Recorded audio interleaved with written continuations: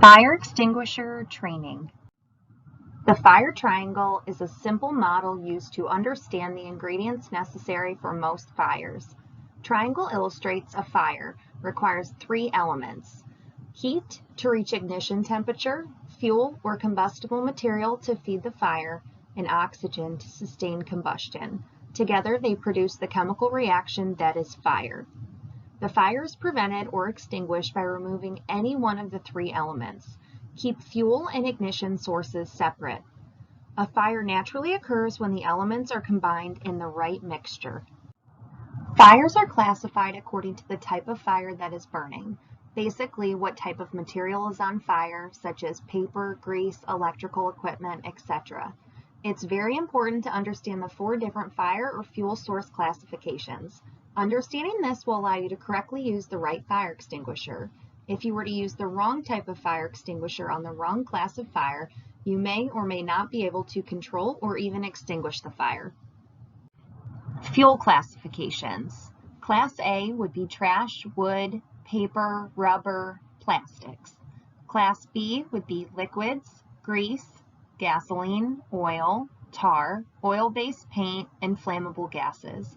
A Class C would be electrical equipment, energized electrical equipment, computers, TVs, and radios. And a Class K would be cooking media, such as vegetable oil, animal oil, fats, and cooking equipment. Most fire extinguishers will have a picture label telling you which types of fires the extinguisher is designed to fight. For example, a simple water extinguisher might have a label like this, which means it should only be used for Class A fires. Types of fire extinguishers. Different types of fire extinguishers are designed to fight different classes of fires. The 3 most common types of fire extinguishers are water, Class A, carbon dioxide, CO2, Class BC, and dry chemical, Class ABC, BC, DC. Wet chemical is a Class K. Types of fire extinguishers. Pressurized water. Fight Class A fires only. 2.5 gallons of water at 150 to 175 psi up to a 1-minute discharge time. Has a pressure gauge to allow visual capacity check. A 30 to 40 foot maximum effective range. It extinguishes by cooling burning material below the ignition point, taking away the heat element from the fire. Types of fire extinguishers: carbon dioxide, CO2. Fights Class B or C fires.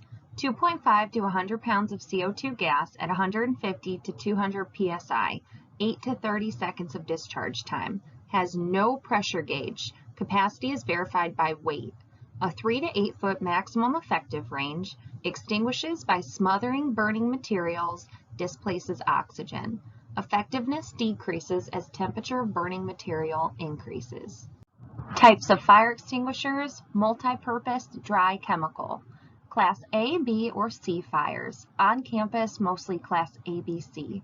2.5 to 20 pounds dry chemical, ammonium phosphate, pressurized to 50 to 200 psi by nitrogen gas.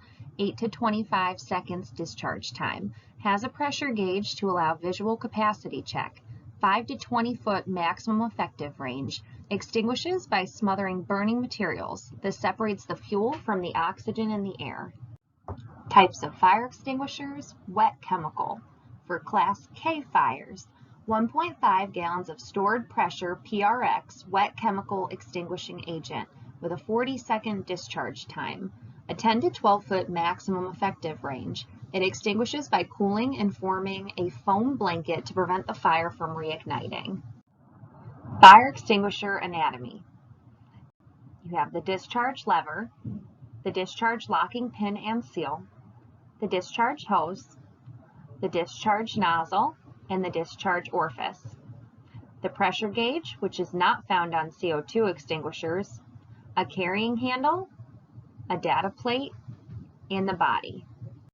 How to use a fire extinguisher. Remember this easy acronym when using an extinguisher. PASS. Pull the pin, aim the nozzle, squeeze the handle, and sweep side to side at the base of the fire. Pull the pin. This will allow you to discharge the fire extinguisher. The pin prevents the fire extinguisher from being accidentally discharged by squeezing the handle. Aim at the base of the fire. Hit the fuel. If you aim at the flames, the extinguishing agent will fly right through without stopping the fire. Squeeze the top handle. Squeezing the handle opens a valve that releases the pressurized extinguishing agent from the fire extinguisher. Sweep from side to side until the fire is completely out. Start using the fire extinguisher from a safe distance, 6 to 8 feet, then slowly move forward if possible. Once the fire is out, keep an eye on the area in case it reignites. Guidelines for fighting fires. Fires can be very dangerous, and you should always be certain that you will not endanger yourself or others when attempting to put out a fire. For this reason, when a fire is discovered, assist any person in immediate danger to safety if it can be accomplished without risk to yourself. Don't put yourself in danger too. Call 911 or activate the building fire alarm. The fire alarm will notify the fire department and other building occupants. If the fire is small, and only after having done these two things, you may attempt to use an extinguisher to put it out. Before deciding to fight the fire, keep these things in mind. Know what is burning. If you don't know what's burning, you won't know what kind of fire extinguisher to use. Even if you have an ABC fire extinguisher, there may be something in the fire that is going to explode or produce toxic fumes. Chances are you will know what's burning, or at least have a pretty good idea, but if you don't, let the fire department handle it.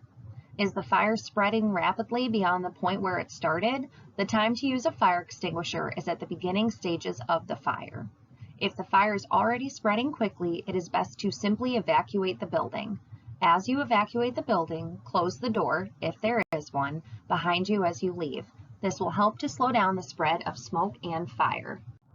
And the final rule is to always position yourself with an exit or means of escape at your back before you attempt to use a fire extinguisher to put out a fire. In case the extinguisher malfunctions or something unexpected happens, you need to be able to get out quickly. You don't want to become trapped.